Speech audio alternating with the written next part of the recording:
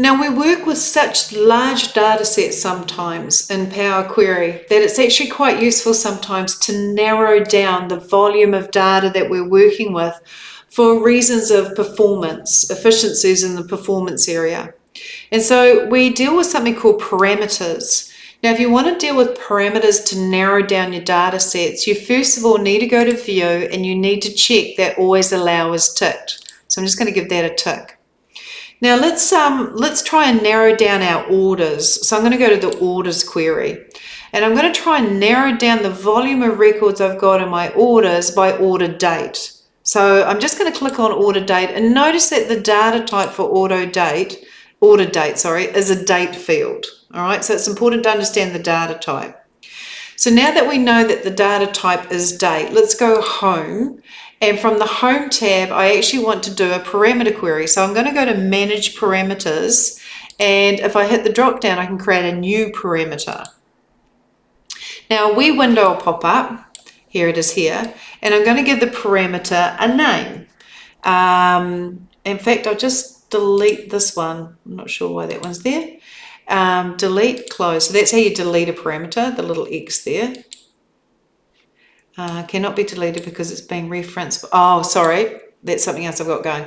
Let's use parameter 2. Let's give it a name. So I actually want to call this one date parameter.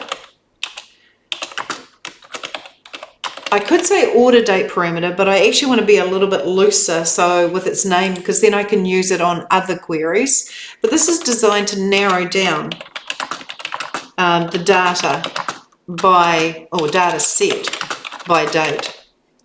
The data type is date, and that's why we had to go and check that. And I want to put a current value in. Now the current value I'm just going to work with because I understand the data is the 13th of September 1994. And I'm going to go OK. All right, so I've made my parameter. That's its current value there that you see. And you'll also see that at the bottom, let me just widen this, of my queries list is a date parameter as well. So how do we use the date parameter? If I go to the query called orders, for example, and I go to the order date column and I hit the drop down as if I'm going to do a filter, and instead of choosing a date, I'm actually going to go to date filters and choose custom filter. Then what I can do here is, when it eventually comes up, is I can say that I want to do a basic filter and I want to do a filter where the date is after, and then in here I can hit the drop down and I can actually choose my date parameter. In fact, actually choose it here, parameter, then hit the drop down and choose date parameter. That's my one and only parameter that I can use. So by hitting this, I'm actually saying I want to use a parameter and the name of my parameter is date parameter. And when I go to OK, then the number of records has reduced from 830 to just over 199, and you'll find that all of them are greater than the 13th of September 1994. So it's actually narrowed down the number of records I'm working with.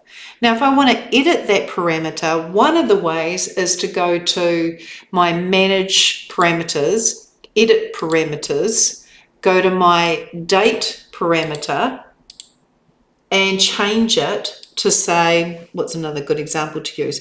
Say the 1st of October, the 1st of October. And when I go OK, I then just have to filter. So having changed it, I can now go to refresh. That would be one way. Refresh will actually narrow it down straight away because I just needed to refresh it. Or I could clear the filter and reapply the filter. But a parameter is a really good way of quickly narrowing down the number of records that you're dealing with, and you can apply that date parameter to whatever query you want to and easily manage it as well using your manage parameters.